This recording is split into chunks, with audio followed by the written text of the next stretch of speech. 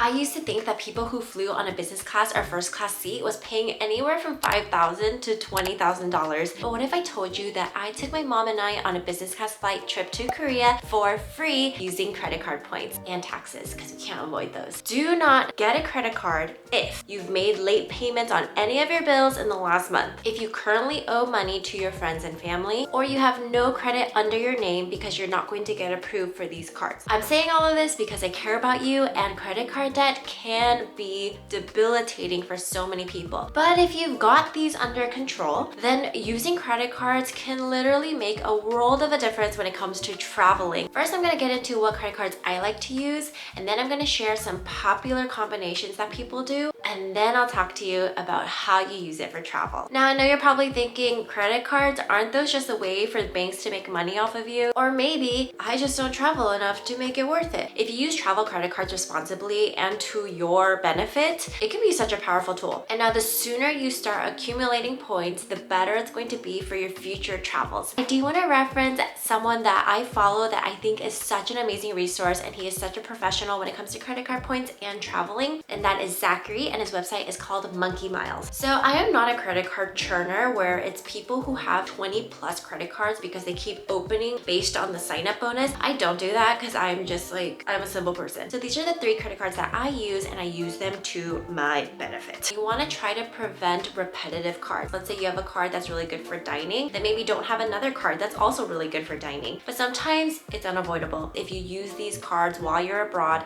it's not going to charge you just for using the card in another country. Where if you use a debit card or use a card that doesn't have this, you're going to be charged a fee every single time you use the card. So the first card in my wallet is the Chase Sapphire Preferred card. It is one of my oldest cards, and there is an annual fee of $95. This means every single year on the same month, they charge me $95 just to hold the card. Here is the earning structure. You get 5x points, which is equivalent to saying like 5% points on travel purchases that are purchased on the Chase travel portal. If you purchase travel on any other website like Expedia or Google, you're not going to get 5x. You'll actually get 2x, which is still pretty good. You get 2x points on any travel website, whether it's booking.com, Priceline, you'll get double points. You get 3x on dining. This used to be 2x, so I'm happy to see that they raised that. Let's say my meal costs $50, then I'm going to get 150 points. You get 3x on streaming services, so Netflix, Hulu, all of those things. If you charge it on this card, you'll get 3x points. You get 3x on online grocery orders, not in-person grocery shopping, but if you order online, you'll get 3x the points on your groceries, excluding Target, Walmart, and wholesale clubs like Costco or Sam's Club. And then 1 point on all other purchases. But even though there is a $95 annual fee, you will get a $50 hotel credit if you book it on the Chase travel portal. After I book it, within a week or so, you'll see a $50 credit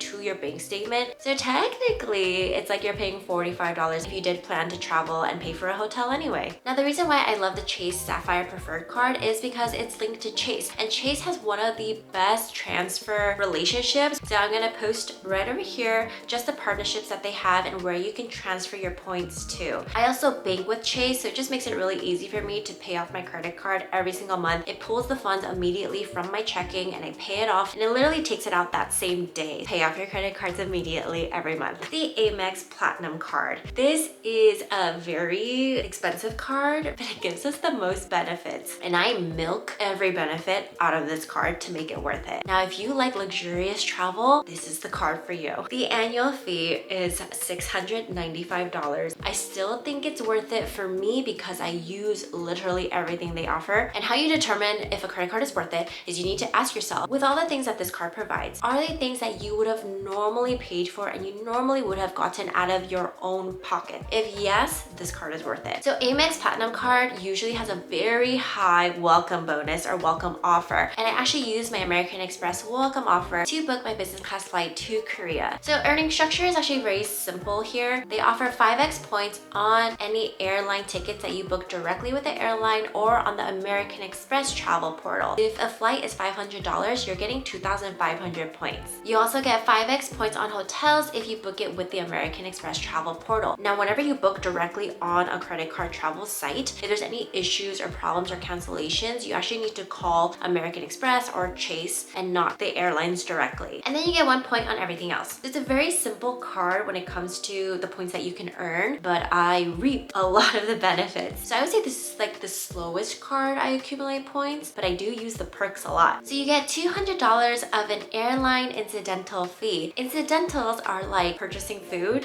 paying for Wi-Fi. It can't be seat upgrades to like a business class or first class, but you can use the incidental fee on paying for more legroom, emergency aisle. All of those fees, if you just charge the card, it's going to reimburse you up to $200. Next, one of my favorite perks is you get $200 off of a fine hotel and resort or hotel collection. This is basically a partnership that American Express has with this program, and the benefits are just so lovely. My husband and I like to use this perk in Las Vegas hotels because on certain nights in Vegas, it could cost like $200 for a luxurious suite, and then I get $200 credited to me. And if there's availability, you get early check-in, late checkout. You also get $100. It depends on every hotel, but in Vegas, I found usually they give you $100 to spend at a restaurant. You just charge it to the room and they deduct $100 off of your meal. And then you get free breakfast every single morning that you are staying at the hotel. And by free breakfast, I mean it's usually about $60 a meal. So my husband and I are able to just order a bunch of food for breakfast, and $60 of it is deducted every morning. That's one of my favorite things. Also, the early check-in and early checkout makes such a difference and you don't have to pay extra. Next is you get $240 off of the streaming services, which is like the Hulu Disney package. So basically $20 off every single month.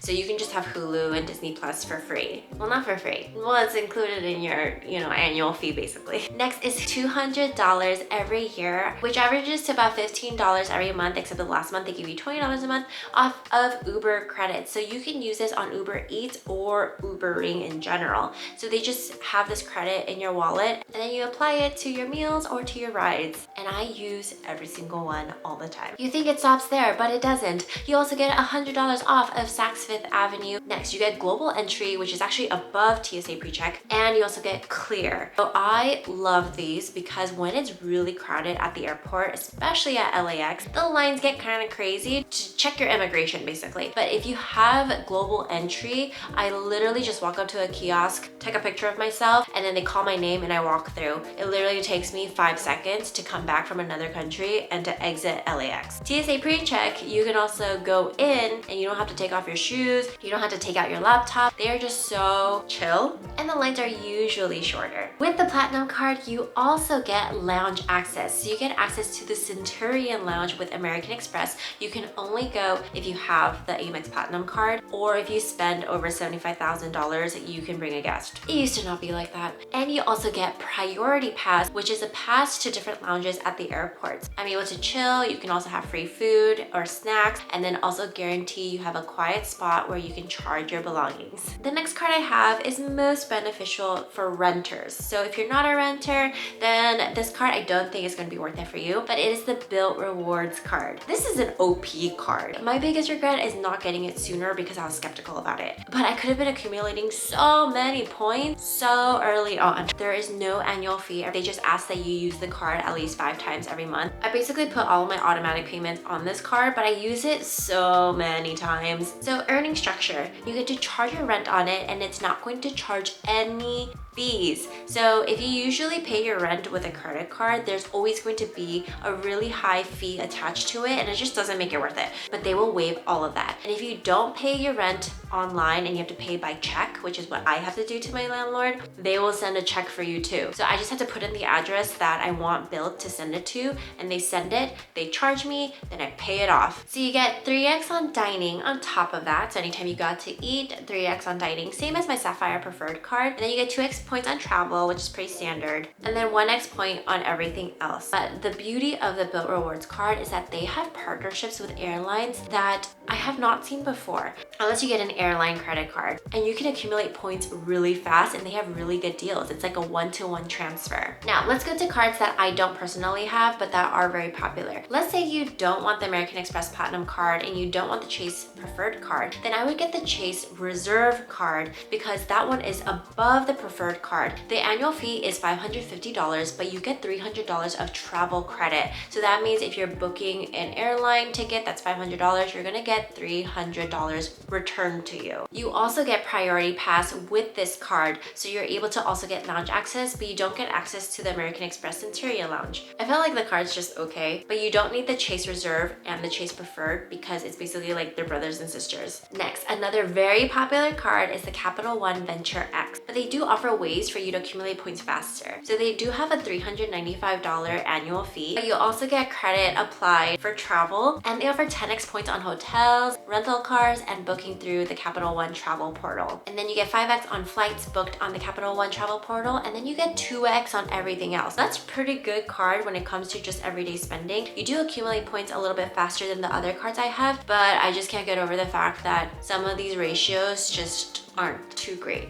But I found that I use the Chase Sapphire Preferred as my daily, and then my husband uses the Built one as his daily. It just kind of depends. And then American Express, depending on if we're booking a flight or things like that. But in terms of how you use it, I have found that having Chase points and American Express points and Built points has been so amazing, and we can literally do everything we want to do with these points. Now, a lot of people think, oh, you use credit card points, you go on their travel portals, or you book an airfare ticket with these points. That is the easiest way to do it, but you're not going to get the most value out of your points. For example, if you're going to Hawaii and you're staying at the Hyatt Regency. Now, Hyatt Regency can cost about $300 every single night. So if you're staying for 3 nights, that's $900. And if you're booking with points, this is how many points it's going to be on these credit card travel portals. So that is not what I suggest. What you're going to do is you're going to create a Hyatt account, and then you can transfer your Chase points or your Built points over to Hyatt, and you see it is actually 20,000 points a night. Now, 20,000 points may seem like a lot, but a lot of these cards have a sign-up bonus that kind of propel you to get your foot in through the door, and you'll just see from your everyday spending how quickly you'll accumulate these points. But make sure you're only spending on things that you can pay for right away. So I treat it like, okay, how much do we have in our checking account? Is that enough to cover what I'm about to pay for? Yes? Okay, can use the credit card. Now, looking at these relationships, it is a hunting and gathering kind of situation where I am literally hunting at